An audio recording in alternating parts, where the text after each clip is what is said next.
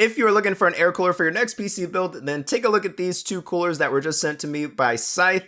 The first one is the Ninja 5. This is a tower cooler with a dual fan configuration, 120mm fans on both sides, which have fluid dynamic bearings that spin at just 800 RPM. And most importantly, this thing looks like a freaking ninja star on the top, which is probably the #1 reason why you should buy this thing. It's got 6mm heat pipes on it, and the fans spin at just 800 RPM. So if you want the extra cooling potential with that second fan on there, but you don't want your system super loud, this may be something that you want to take a look at, as surely that is going to keep things nice and quiet, or at least I think. We'll see later on. This also gives you 55mm of RAM clearance, so if you've got any tall RAM, that would definitely be nice for you, and that's on both sides as well.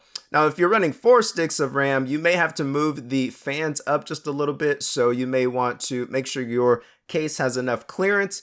In the standard configuration, it is 155mm, but if you move the fans up a little bit, I think it said the maximum height clearance would be 175mm, so just keep that in mind if this is a cooler that you are going to run. Now, the second one is more for you guys that like to run those mini-ITX cases, maybe like an in-case M1 or something like that. Actually, probably even smaller than that, to be honest, but this is the Big Shuriken 3. So this is a top flow cooler. It's got a 120mm fan on it, which is only 15mm tall.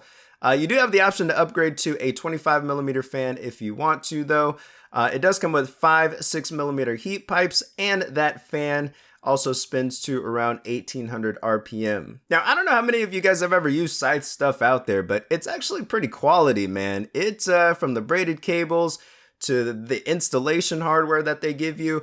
It's actually oddly similar to Noctua stuff. I don't know if they're made in the same factory or not, or if there's any difference between the SSO bearings in Noctua versus the fluid dynamic bearings that are in the Scythe fans, but everything just looks pretty similar. That's all I'm gonna say there. So we're gonna be testing this on my first gen Ryzen system, which is a Ryzen 5 1600, which is overclocked to 3.8 gigahertz at 1.3625 volts. I figure that should generate enough heat to give us a proper test with these coolers and see how they perform. I'm also going to go ahead and throw in a Noctua NH-D15, not because they're really similar to any of these, but just because I was using it before testing these two coolers. So we're just going to throw it in there to give you an idea of how these stack up performance-wise.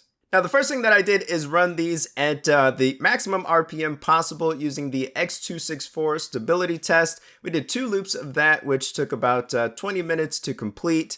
Let me give you guys a listen of how the Ninja 5 sounds at full RPM.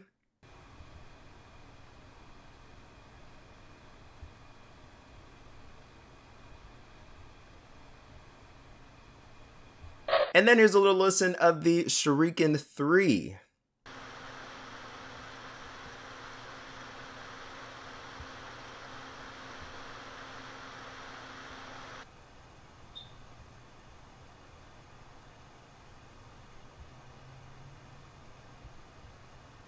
And lastly, just for fun, I'll go ahead and throw in the NH-D15 as well.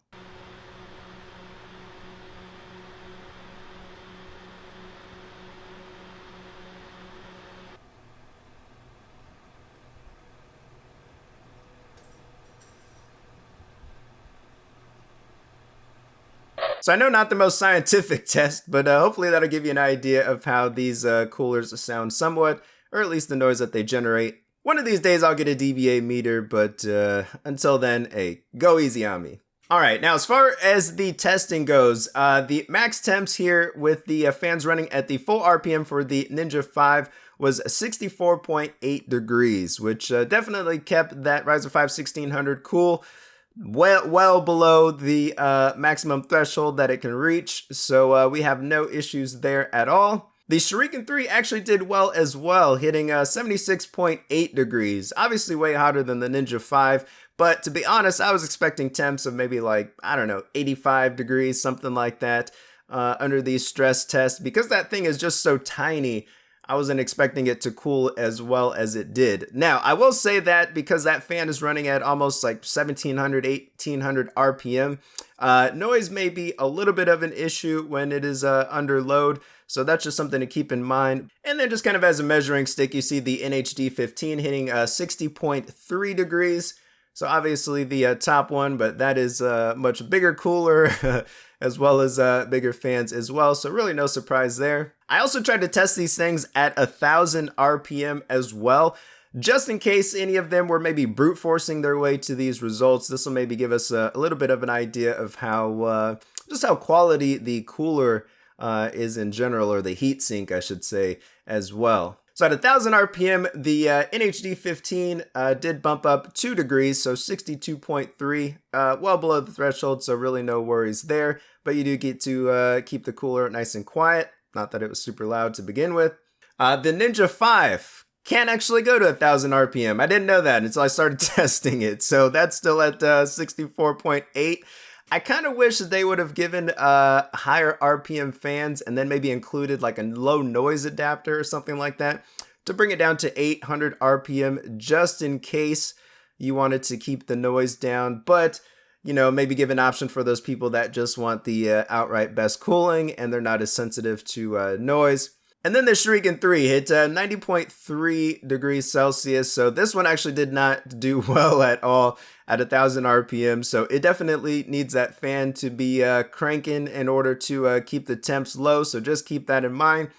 You know, I'm sure you guys that are dealing with the mini-ITX systems, this is, you know, really nothing new.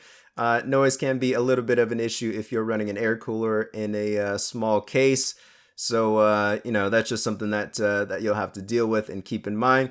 But overall, I think it still did very well, a lot better than I thought it was going to. And the Ninja 5 held its own as well for not having fans that are cranking way up there to like 1600 RPM. So I'd say all in all, good showing from Scythe, man. Really like the stuff that they have. I know it's not insanely popular, at least in the US from what I've seen, but I'm running one in my main system, and I really don't see why you guys wouldn't use these as an option, man. They are definitely quality coolers for sure. And I'll put some links in the description below if you guys want to check these out for yourself. Let me know if you have any questions or comments down in the comment section below. Make sure you guys like this video if you like this type of content. I think it's time to get out of here, so I will see you guys in the next video. I'm out. See ya!